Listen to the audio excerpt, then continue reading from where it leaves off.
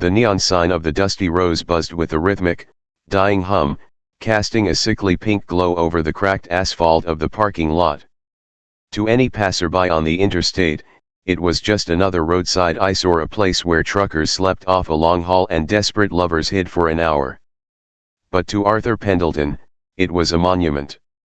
Arthur sat in the back office, a room no larger than a walk-in closet, surrounded by the scent of stale coffee and old upholstery. He wasn't wearing his usual $5 bespoke suit. Instead, he wore a simple charcoal sweater and dark jeans. Here, he wasn't the chairman of Pendelton Global Holdings, he was just Artie, the man who owned the deed. He took a sip of lukewarm coffee from a chipped mug. This motel was the first property he had ever bought, 30 years ago, with money saved from 3 different jobs. He kept it not for the profit, which was marginal, but as an anchor. It reminded him of what it felt like to have nothing, and more importantly, it was the only place where no one looked at him and saw a dollar sign. "Quiet night, Artie," Leo, the night manager, mumbled from the front desk, his voice drifting through the open door. Leo was 70, had a glass eye, and possessed the rare gift of never asking questions. "The best kind, Leo," Arthur replied, his eyes fixed on the flickering monitor of the property management system. "Just finishing up the month-end audit. You missed a line item on the cleaning supplies last Tuesday." "Sharp as a tack, boss," Leo chuckled. Arthur's fingers danced across the keyboard. He enjoyed the mechanical nature of the work. In the corporate world, numbers were abstractions, projections, margins, tax shelters. Here, numbers were real. 4 rolls of industrial carpet. 6 cases of bleach. 12 check-ins since 6 p.m. He scrolled through the digital guest log, a habit born of a lifetime of meticulousness. Most entries were unremarkable: Smith, Jones, Miller. Local addresses, cash payments. But then, his breath hitched. Log entry number 402. Room, 214. Vehicle, silver Mercedes-Benz S-Class. Plate, EP91. Check-in time, 8:14 p.m. Arthur stared at the screen.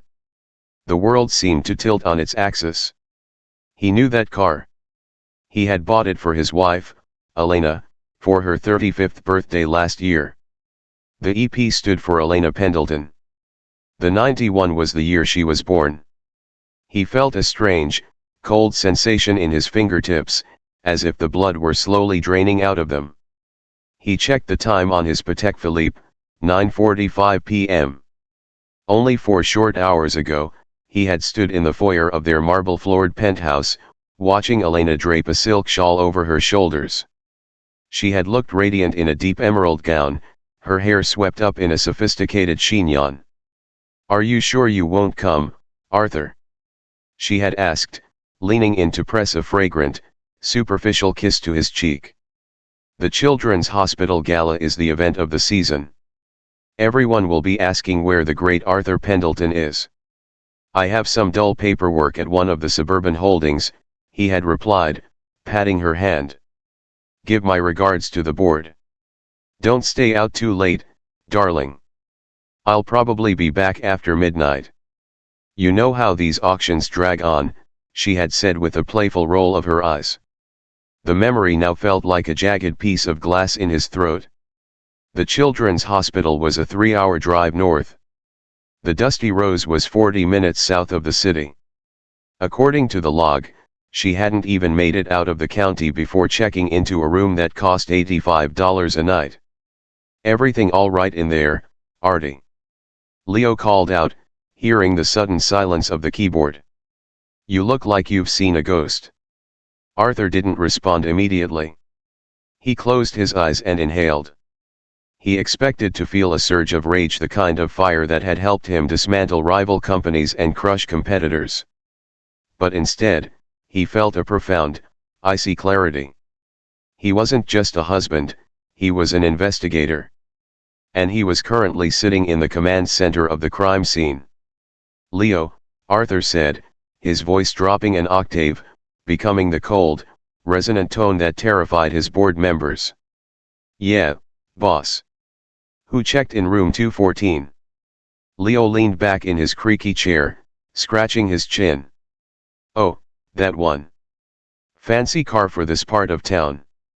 A tall guy, late 20s maybe? Looked like he spent more on his haircut than I make in a month. Paid cash, but he was nervous. 10 minutes later, a woman in a heavy coat and a sun hat followed him up. Didn't see her face, but she walked like she was walking on eggshells. A sun hat at 8 p.m., Arthur thought. Subtle, Elena. Truly. I need the master key, Leo, Arthur said, standing up. His movements were slow, deliberate, like a predator uncoiling. Leo blinked his one good eye. The master? Is there a leak? I can go check it for you, Artie, you don't need to. The key, Leo. Now. There was something in Arthur's expression, a shadow of the man who had built an empire from nothing, that stopped Leo's protests. The older man reached behind the counter and pulled the heavy brass ring from its hook. Arthur took the key. It felt heavy in his palm, the metal cold and biting. If anyone calls the office, Arthur said, pausing at the door, tell them I'm occupied with a long overdue eviction. He stepped out of the office and into the humid night air. The rain had started to fall, a light drizzle that turned the dust on the pavement into a slick, oily film. He looked toward the far end of the motel, toward the second floor where the premium rooms, a laughable term for rooms with a working microwave, were located. There, tucked into the shadows of the stairwell, was the silver Mercedes. It looked absurdly out of place next to a rusted pickup truck and a battered sedan. It looked like a trophy. Arthur didn't head for his own car. He didn't call a lawyer. He didn't even pull out his phone to record the evidence. He simply began to walk toward the stairs, each step heavy with the weight of 20 years of marriage. He thought of the vacations, the shared dreams, the way she had looked at him when they had nothing. He realized now that she hadn't been looking at him, she had been looking at the horizon, waiting for someone younger, faster, and more reckless to come along. He reached the door of room 214. The Do Not Disturb sign hung crookedly from the handle. From inside, the faint, rhythmic thumping of a television provided a heartbeat to the betrayal. Arthur Pendelton looked at the master key one last time. He wasn't just the owner of the motel anymore. He was the architect of what was about to happen next. The second floor walkway of the Dusty Rose was a gauntlet of peeling paint and flickering overhead lights. To anyone else, the buzzing of the fluorescent tubes was an annoyance. To Arthur Pendelton, it was a symphony of degradation. He stood perfectly still, a shadow among shadows, his silhouette casting a long, jagged line against the stained concrete. The air out here was thick with the scent of rain and exhaust from the nearby interstate, but as he approached room 214, the smell changed. It became a cloying mixture of cheap motel disinfectant and something sharply, offensively expensive, Elena's perfume. Jardin de Nude. It was a scent he had bought for her in Paris, a fragrance designed to evoke gardens under moonlight. Here, pressed against the scent of damp carpet and tobacco smoke, it smelled like rot. Arthur looked down at his hands. They weren't shaking. That surprised him. In the boardroom, when a multi-million-dollar merger was on the line, he sometimes felt a faint tremor of adrenaline, the predator's hum, he called it. But here, facing the total collapse of his private sanctuary, he felt nothing but a profound, crystalline coldness. He was no longer a husband, he was an auditor, and the books were about to be balanced. He pressed his ear to the door. The wood was thin, a hollow core piece of junk he'd meant to replace 3 years ago during the last minor renovation. He could hear the television, some mindless late-night talk show, the audience's canned laughter providing a grotesque soundtrack to the scene. Then, he heard her. "Julian, stop," Elena giggled. It was a sound Arthur hadn't heard in years. With him, Her laughter was always measured, a social tool used to charm investors or navigate high society galas. This was different. This was the raw, uninhibited sound of a woman who felt she was completely hidden. "You're going to spill the champagne. This bed is disgusting enough as it is." "Who cares about the bed?" a man's voice replied. It was deep, arrogant, and instantly recognizable. Arthur's jaw tightened. Julian Vane. The realization hit Arthur with more force than the betrayal itself. Julian was 32, the golden boy of Vane Tech, a man who built his reputation on disrupting industries Arthur had spent decades stabilizing. Julian was everything Arthur was not: loud, impulsive, and obsessed with the optics of power. He was a man who drove Italian supercars and wore watches that cost more than the average house. To find him here, in a motel that charged by the hour, was the ultimate insult. Julian wasn't just taking Arthur's wife, he was mocking Arthur's humble beginnings. He was pissing on the foundation of the Pendelton empire. "I can't believe you actually come to places like this," Julian said, his voice muffled by what sounded like a kiss. "It's so gritty." "Very true detective of you, Elena." "It's the only place Arthur would never look," Elena replied, her voice dropping to a conspiratorial whisper that sliced through the door like a razor. "He thinks he's so clever with his skyscrapers and his global logistics. But he hasn't stepped foot in a place like this since the 80s. He's forgotten what the real world looks like." Arthur closed his eyes for a moment. "I haven't forgotten, Elena. I own the real world. I just let you live in the dream." Arthur took a step back, looking at the door handle. He could hear the clink of glass. Julian's disposable lifestyle meeting Elena's refined tastes. They were likely drinking from the crystal flutes she had borrowed from their home bar, perched on a nightstand that was held together by wood glue and prayers. He thought about the irony of the situation. This motel was his black box. In the world of aviation, the black box recorded the truth of a crash when everything else was destroyed. The Dusty Rose was where Arthur kept his truth. It was his tax haven, his grounding wire, his secret history. He had kept it off the official Pendelton global ledgers, tucked away in a series of shell companies that even his most diligent lawyers couldn't easily trace. Elena had been right about one thing: she had found the one place she thought he would never look. But she had made the fatal mistake of a thief: she had broken into the vault of the man who built it. Arthur reached into his pocket and felt the heavy brass ring of the master key. He could simply walk away. He could call his lawyers, have the divorce papers served at the gala she was supposed to be attending, and freeze her accounts before the sun came up. That would be the Arthur Pendleton way: efficient, quiet, and legally devastating. But as he heard Julian Vane let out a triumphant, mocking laugh inside his property, the Artie from 30 years ago woke up. The man who had fought for every square inch of dirt he owned didn't want a quiet legal battle. He wanted a reckoning. He looked down the long corridor. To his left, room 212 was occupied by a weary long-haul driver whose snoring was audible even over the rain. To his right, room 216 was empty, its clean strip still across the door. Arthur felt a strange sense of pride. Despite the betrayal unfolding inches from his face, he noted that the carpet in the hallway was due for a deep steam. He noted that the emergency exit light at the end of the hall was flickering in a way that suggested a faulty ballast. This was his kingdom. It was small, it was ugly, and it was crumbling, but every nail and every wire belonged to him. Julian Vane was a trespasser. Elena was a tenant in default. He moved his hand toward the lock. He didn't rush. He didn't let his emotions dictate the tempo. He treated the movement like a tactical maneuver.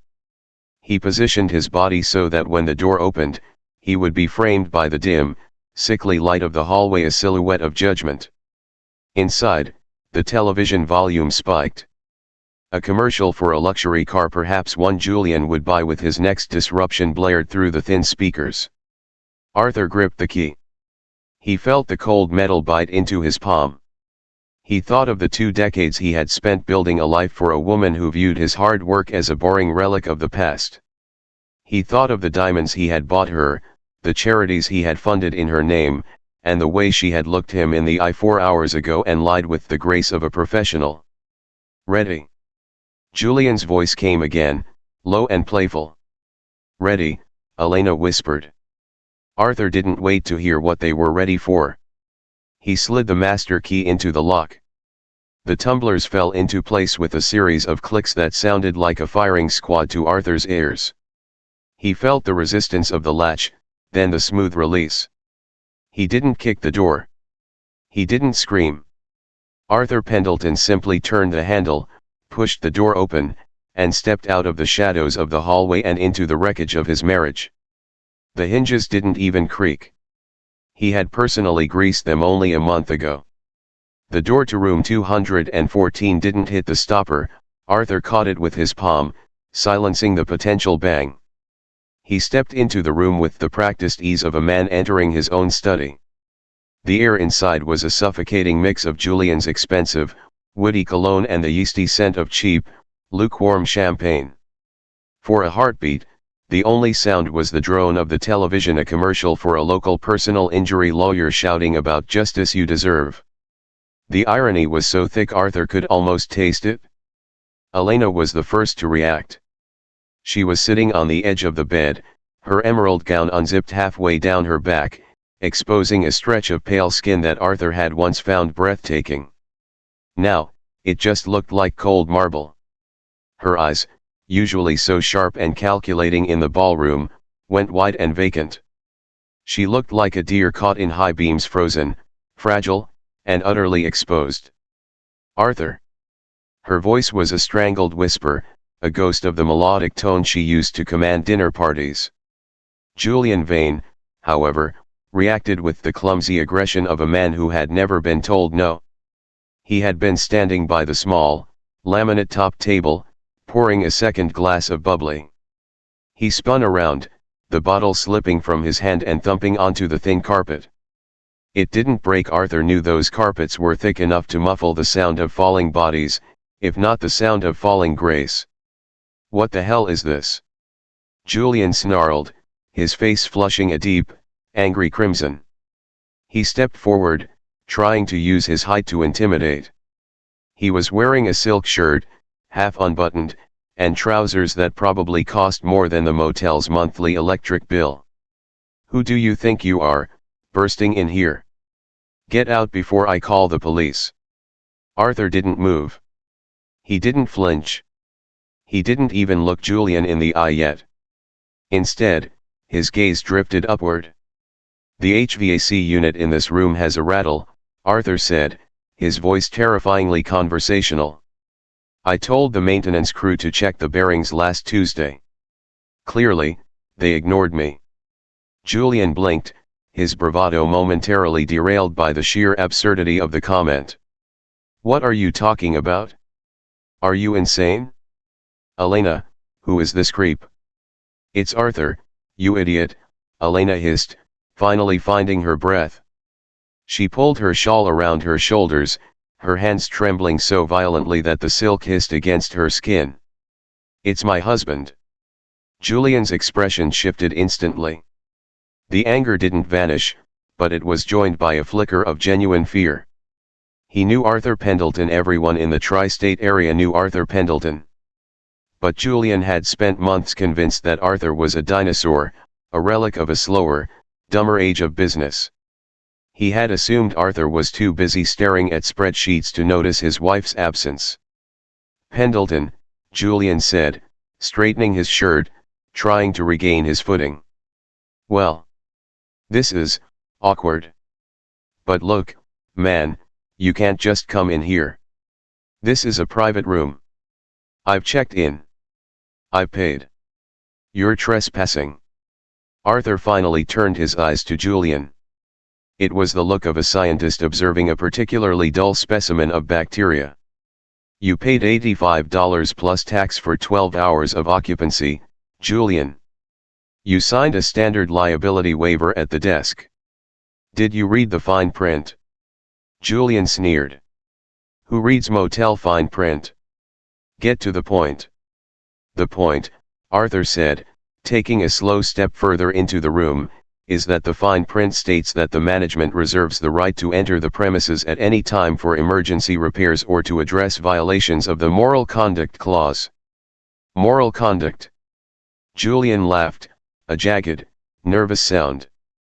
In a dump like this? This place is literally built for people to screw. What are you going to do, sue me for being a cliché? Arthur walked over to the nightstand. He picked up the bottle of champagne Julian had dropped. It was a Krug Classe d'Ambonnet. A $5,000 bottle of wine sitting on a $19 nightstand in a motel that smelled of pine sol. You're right about one thing, Julian, Arthur said, tilting the bottle to check the label. This place is a dump. But it's my dump. I bought this land when you were still in middle school. I laid the first set of tiles in the bathroom down the hall with my own hands. I know every leak, every termite, and every crooked nail in this building. Elena stood up, her face a mask of desperation. Arthur, please. Let's just go home. We can talk about this. This isn't what it looks like. Julian and we were just lying. Arthur interrupted softly. You were just lying, Elena. Like you lied about the gala. Like you lied about the girls' weekend in Aspen last month. Like you lied when you said you loved the life we built together. I do love it, she cried, a stray tear escaping and carving a path through her expensive foundation. No, Arthur countered. You love the yield of that life. You love the interest, the dividends, and the social capital. But you clearly didn't love the man who earned them. Otherwise, you wouldn't be in room 214 of the Dusty Rose with a man who thinks disruption is a personality trait. Julian stepped between them, his chest puffed out. He was done being ignored in a room he felt he had bought for the night. Look, Pendelton. You caught us. Big deal. You're a billionaire, just go get a divorce and leave us the hell alone.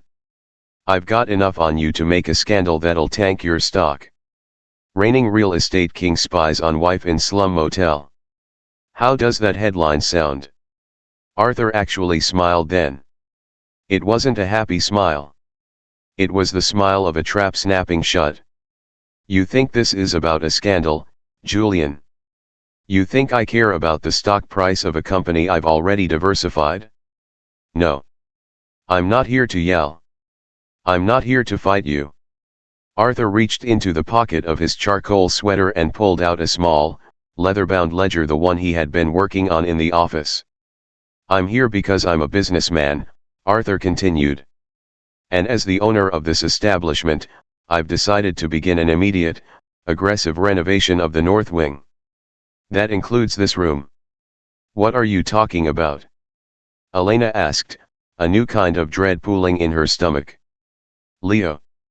Arthur called out, his voice raised just enough to carry through the open door.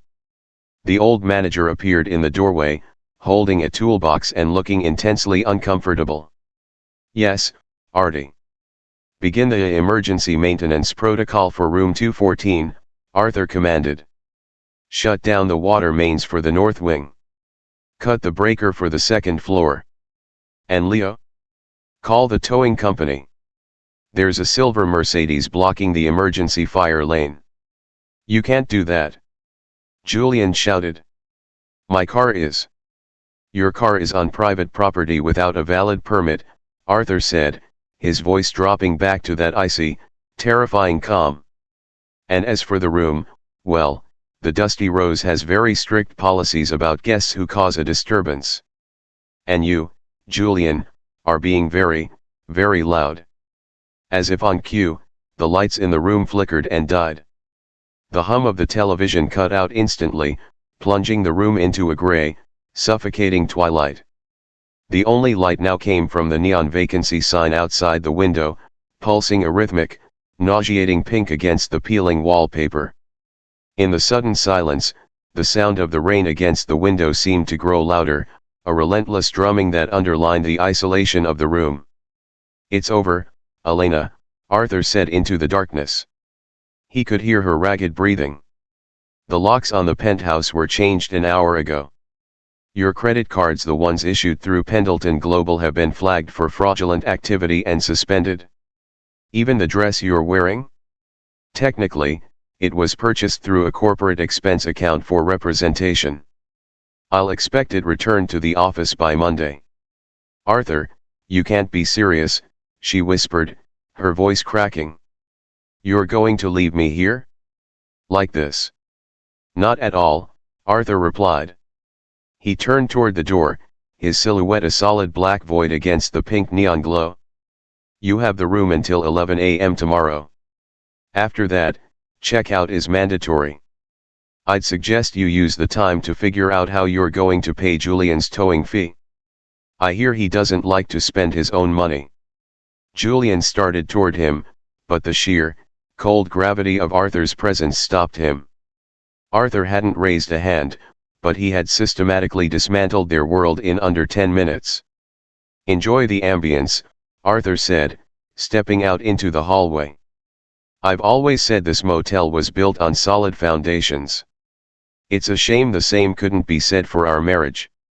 He pulled the door shut, and the lock clicked into place. The silence that followed the click of the door was heavier than the darkness. Inside room 214, the rhythmic pulsing of the vacancy sign outside cast long, rhythmic flashes of hot pink and bruised purple across the room. Every few seconds, Elena's terrified face would illuminate, then vanish into a void of shadow. Julian Vane was fumbling with his smartphone, the screen's white glare casting ghoulish shadows upward onto his sharp features.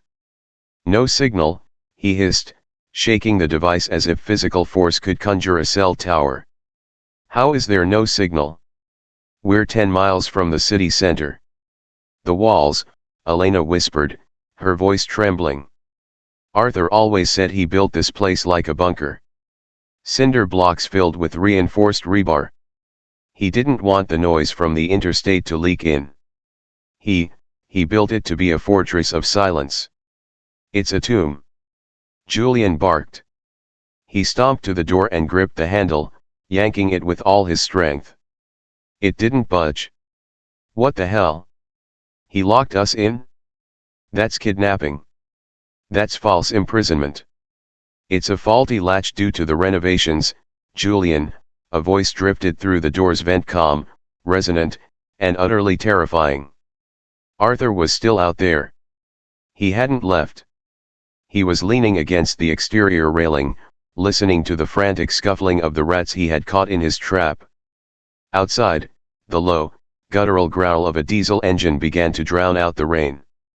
A yellow strobe light began to rotate, its amber flashes clashing violently with the pink neon of the motel.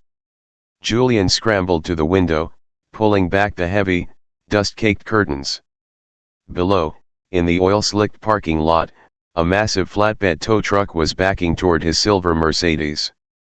The driver, a burly man in a neon vest, was already hooking chains to the front axle. Hey, stop." Julian hammered on the glass. The windows at the Dusty Rose were double-paned and fixed security glass designed to keep the world out. Julian's fists made dull, pathetic thuds. "That's a $200,000 car. You can't touch that." Arthur's shadow moved across the parking lot. He walked up to the tow truck driver, handed him a clipboard, and pointed toward the street. He didn't even look up at the window where Julian was losing his mind. "Arthur, please." Elena shrieked, pressing her face to the glass next to Julian. "This is cruel. Just let us go. We'll leave. You'll never see me again." Arthur finally looked up. The amber and pink lights played across his face, making him look like a vengeful deity carved from granite. He raised a hand, not to wave, but to check his watch. "I told you, Elena," Arthur called out, his voice easily carrying over the idling truck. "The fire lane must remain clear for the safety of my guests." Since you are currently occupants of a room with a faulty electrical system, I cannot risk your safety by having a vehicle obstructing the emergency exit route. I'm doing this for your protection." With a jolt and the screech of metal on metal, the Mercedes was hoisted into the air. Julian watched, paralyzed, as his prized possession, the symbol of his fast-lane lifestyle, was dragged away into the rainy night like a piece of common junk. Julian turned away from the window, his chest heaving. The bravado had vanished, replaced by a desperate, cornered energy. He looked at Elena, and for the first time, he didn't see a beautiful conquest. He saw a liability. "This is your fault," Julian snapped. "You said he was a bore. You said he was a paper pusher who never left his office. You didn't say he was a damn psychopath." Elena recoiled as if he had slapped her. "My fault. You're the one who insisted on coming here. You said it was poetic to hide in one of his own properties. You wanted the thrill of it, Julian. Don't you dare put this on me. I have a board meeting at 8:00 a.m. Julian shouted, pacing the small, dark room. "If I'm not there to sign the merger papers for the Vaintech acquisition, the whole deal collapses. I've leveraged everything on this. Everything. Then I suppose you should have focused on your disruption and not my wife." Arthur's voice came again, this time sounding closer, as if he were speaking directly through the door's keyhole. "Pendelton." Julian yelled at the door. "Name your price. Whatever you want. You want my shares in the downtown development? They're yours. Just open the door and give me a ride to the city." There was a long silence. The only sound was the rain and the rhythmic click-clack of the neon sign's transformer. "The price of this room is $85, Julian," Arthur said eventually. "And as I mentioned, I don't care about your shares. Why would I want to own a company that is currently being investigated for irregularities?" Julian froze. "What irregularities? Oh, did I forget to mention?" Arthur's tone was light, almost conversational. "While I was waiting for the tow truck, I had a brief chat with my head of security. It seems a whistleblower from your accounting department reached out to Pendelton Global last week. They were looking for a safe place to land. I offered them a suite at one of my actual hotels in exchange for a look at your internal ledgers." Julian slumped against the wall, sliding down until he hit the floor. The white glare of his phone illuminated his face, which had gone the color of ash. "You're a dinosaur, Julian," Arthur continued. "You move fast and break things. But I move slowly and own things. I own the bank that holds your personal line of credit. I own the firm that handles your PR. And as of tonight, I own the narrative of your ruin." Inside the room, Elena was weeping quietly, huddled on the bed. She looked at the discarded champagne bottle, the silk shawl, and the emerald dress. 4 hours ago, these were the trappings of her secret, exciting life. Now, they were just props in a tragedy. "Arthur!" she called out, her voice small and broken. "Yes, Elena. Why the motel? Why did you keep this place? All these years, you have billions. Why keep this dump?" Arthur sighed, a sound of genuine weariness. "Because, Elena, at the Dusty Rose, the locks always work. The rules are clear. You pay your fee, you get your room, and you leave it the way you found it. It's the only place in my life that wasn't complicated by love or social standing. Or so I thought." He paused, and for a moment, the coldness in his voice wavered. "I kept it because I wanted to remember what it felt like to be hungry. To be the man who had to fight for every dollar. You forgot that man existed. You thought I was just the man who signed the checks. You forgot that the man who signs the checks is the same man who knows how to cut them off." Arthur stepped away from the door. He walked down the hall to the storage closet, pulled out a heavy-duty chain and a padlock, and looped it through the exterior handles of room 214. "Arthur!" What are you doing? Elena's voice was muffled now, panicked. Ensuring the renovation isn't interrupted by unauthorized personnel, Arthur muttered to himself. He walked back to the front desk. Leo was sitting there, nursing a cup of tea, watching a black and white movie on a tiny battery-powered television. They staying the night, Artie? Leo asked, not looking up. They have no choice, Leo. They've checked in. And at the Dusty Rose, we have a very strict policy about early departures. Arthur reached into his pocket and pulled out a stack of $100 bills, laying them on the counter. This is for the cleaning fee you're going to need tomorrow. It's going to be a mess in there. Emotional spills are very hard to get out of the carpet. Got it, boss, Leo nodded. Arthur turned and walked out into the rain. He didn't look back at the flickering neon sign or the dark window of room 214. He got into his black SUV, the engine purring with a quiet, lethal power. As he drove away, he pulled out his phone and made one call. This is Pendelton, he said. Begin the permanent vacancy protocol for all accounts associated with Elena Pendelton. And call the DA's office. I have a file on Vaintech they'll find, illuminating. Arthur Pendelton drove into the night, leaving the Dusty Rose behind him. He had lost a wife, but he had reclaimed his kingdom. And in his world, the property value was all that mattered. The dawn did not break over the Dusty Rose with any sense of hope or renewal. Instead, it arrived as a cold, oppressive gray, filtering through the grime of the fixed windows of room 214. The neon vacancy sign had finally flickered its last and died sometime around 4 a.m., leaving the parking lot in a ghostly, natural light that spared no detail of the motel's decay. Inside the room, the temperature had plummeted. Without the heating unit, the dampness of the storm had seeped into the very marrow of the building. Elena Pendelton sat huddled in the corner of the room, wrapped in a thin, scratchy polyester blanket she had pulled from the closet. Her emerald gown was wrinkled beyond repair, a pathetic reminder of a world that felt a lifetime away. Julian Vane was a shell of the man who had walked in the night before. He was hunched over the small table, staring at his phone as if he could spark it back to life with the sheer force of his desperation. His hair, once perfectly coiffed, was matted and greasy. The disruptor had been thoroughly disrupted. He's not coming back, Elena whispered, her voice raspy from hours of crying and the cold air. He doesn't do things halfway.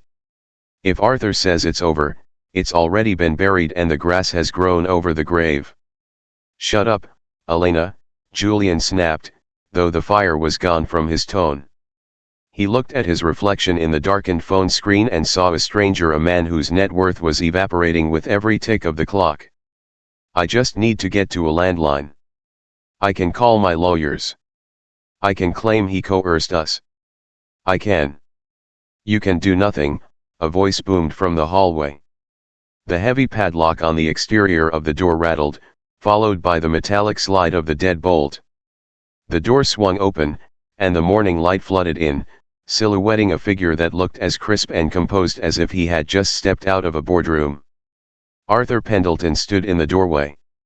He was wearing a fresh suit, navy pinstripe, perfectly tailored, and carried a thin leather briefcase. Behind him stood two men in dark suits who didn't look like motel staff. They looked like the kind of men who handled disposals. Arthur stepped into the room, his nose wrinkling slightly at the smell of stale alcohol and unwashed despair. He didn't look at Julian. He walked straight to the window and pulled the curtains back all the way, exposing the two occupants to the harsh, unforgiving light of day. "Good morning," Arthur said. "I trust the accommodations were enlightening." "Arthur, please," Elena began, standing up, the polyester blanket falling to the floor. She tried to smooth her hair, a reflex of a woman who had spent a decade as a trophy. "You've had your fun. You've humiliated us. Let's just go home and handle this like adults." Arthur turned to her, and for a fleeting second, a shadow of the man who had once loved her flickered in his eyes. Then, it was gone, replaced by the sterile gaze of a liquidator. Home, Elena. You don't seem to understand. Home is a legal concept, and currently, you have no residence. The penthouse is being staged for sale. The villa in Tuscany has been transferred to a charitable trust. And as for your personal belongings, I believe I mentioned the storage unit. Here is the key. He reached into his pocket and tossed a small silver key onto the bed. It landed with a soft thud on the stained duvet. Julian stood up, trying to muster some of his old arrogance. You think you're so smart, Pendleton? You think you can just erase people? I'm Julian Vane. My board will have your head for what you did to my car and for holding me here. Arthur finally looked at him. It was a look of profound pity. You're bored, Julian. You should check the news. Arthur nodded to one of the men behind him, who handed Julian a tablet. The headline on the financial news site was stark: Vane Tech CEO sought for questioning in multi-million-dollar embezzlement scheme, stock plummets 60%. The whistleblower I mentioned. Arthur said, his voice as calm as a morning pond. He didn't just have your ledgers. He had your encrypted messages. The ones where you discussed padding the acquisition costs to cover your gambling debts in Macau. The SEC froze your personal and corporate assets at 6 a.m. As of right now, Julian, you couldn't afford to buy a pack of gum at the vending machine in the lobby. Julian's knees buckled.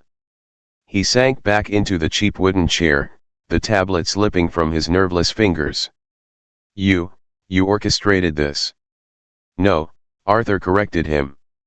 You built the fire, Julian. I just stopped the rain from putting it out.